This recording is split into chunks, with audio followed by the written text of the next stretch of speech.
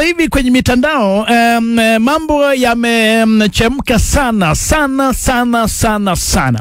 Unajua nikianza kipindi nilianza kwa kuuliza kwamba kwa nini watu ambao wapo kwenye mahusiano wakikosana na watu wao wanakuwa wepesi wa kuzungumza about something negative, not positive. Sasa bwana comedian Mulamwa anasema kwamba katika mahusiano ambayo alikuwa na this lady called Ruth K, bana alimpeleka mtoto wa kike akafanyiwa surgery pale kwenye meno, na meno aliyowekewa mtoto wa wenyewe anasema kwamba yale meno yaliwekwa kwa mkopo. Na amesema sasa kabla huyu dada kuingia kwenye mahusiano mapya amregeshe meno yake. Kenya. Kenya mimi mtu anaitwa Mkenya. Mulamwa comedian mchekeshaji anasema kwamba amekuwa kinyamaza sana. Ametoa statement by the way. Ukienda pale kwenye Instagram page yake kuna statement ambayo ametoa. Amesema nimekuwa nikinyamaza sana, lakini madharau sasa yamezidi.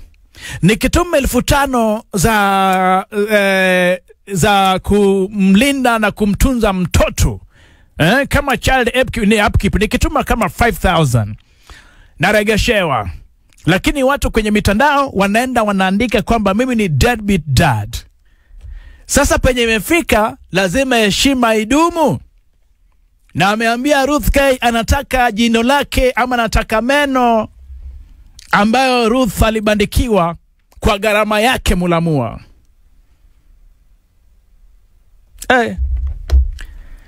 Nimesikia stories za wanaume kuchukua magari walionunulia wapenzi wao wakati wanachana.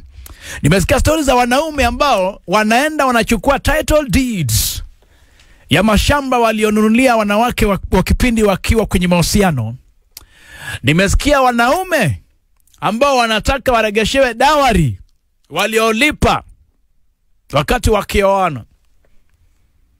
Lakini leo nimesikia mwanaume anayetaka aregeshewe meno. Na siwezi mlaumu because kama aligaramika, because of course wajua dada wakianza kuchumbiana, dada alikuwa na mianya kwenye the truth inaitwa truth what, wale walosomia biolojia, kwenye maeno yake unajua kidogo kulikuwa na gap na baadaye maeno yakaja yakawa mazuri tu, yanapendeza. Sasa Mulamwa amemwaga mtama na kuku anadonoa mtama mbaya kwenye mtandao. Anasema mimi nilikupeleka ukawekewa meno kwenye mianya uliyokuwa nayo, lakini nilifanya kwa mkopo. Sasa kabla hujaingia kwenye mahusiano mapya naomba uniregeshe meno yangu.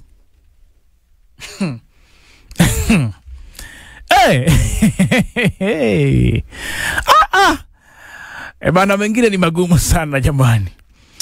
Nimeona wanaume ambao wameenda wakasema pesa alizopeana biashara ianzishwe aregeshewe. Naona mpaka wanaume wanasema zawadi begali anunua aregeshewe.